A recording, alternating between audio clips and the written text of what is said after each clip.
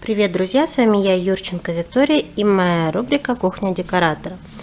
Сегодня мы пришли в студию Sweet Dreams, и хотела бы рассказать и показать, что вот эта вот столешница нам немножко не подходит. То есть, так как мы взяли молдинг,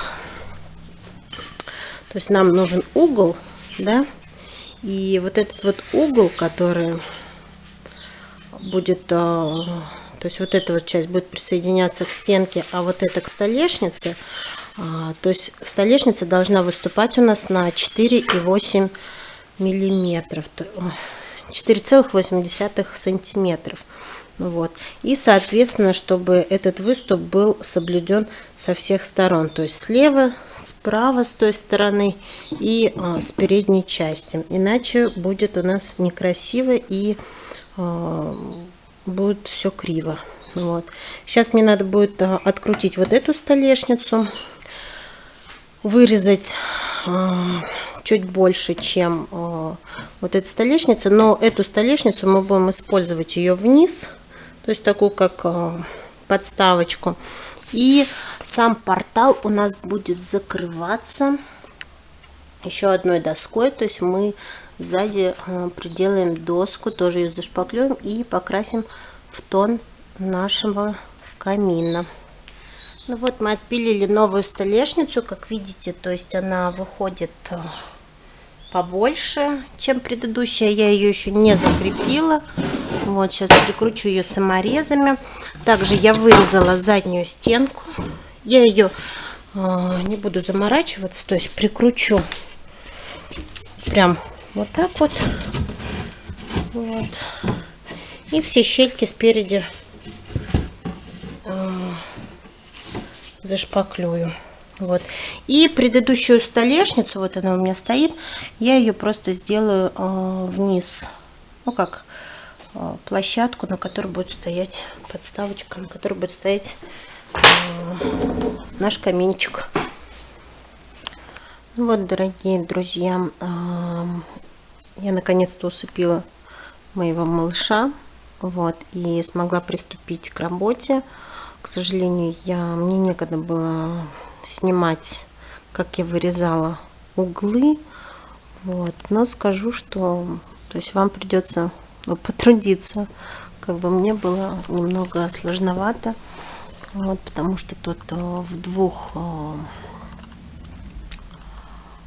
Ну, как бы, получается, нужно в двух направлениях срезать угол под 45 градусов. Видите, у меня тут погрешность такая. То есть это режется на определенном станке.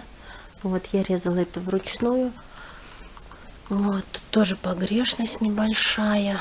Но это мы все, как бы, сейчас шпаклевочкой пройдусь. И когда мы покрасим это все в один цвет, то...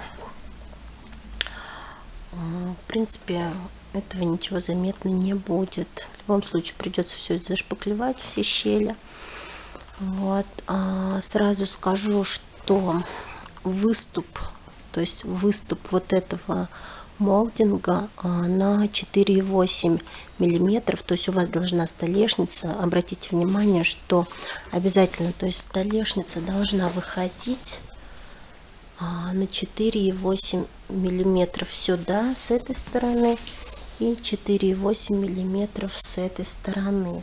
То есть если у вас меньше, но 4,8, то есть это у меня такой молдинг. Вообще угол наклона молдингов разный, и поэтому для начала вы, прежде чем делать верхнюю столешницу, вы должны выбрать определенный молдинг, который будете использовать для вот этого угла под столешницу. Вот. Мы сделали, то есть, вот такой угол, и еще налепили вот такую вот ровную лепнину. То есть она ровная, без углов, просто для декора. Затем также, то есть мы задекорировали ноги камина. Вот. Тут тоже использовали угол, но уже тоньше, наверное, в 2 раза тоньше, чем наверху под столешницей. И мне захотелось обрамить сам портал. Вот. Я долго искала, то есть подбирала вот под тот рисунок, думала тоненький какой-нибудь сделать, но, к сожалению, не нашла я тонкий, и чтобы был плоский, без угла. Нашла только вот такой вот, но мне он тоже очень понравился. Сейчас. Вот. То есть такой обычный тоненький, для того, чтобы сделать объем нашего камина. Вот. Сейчас я отойду и покажу его со стороны.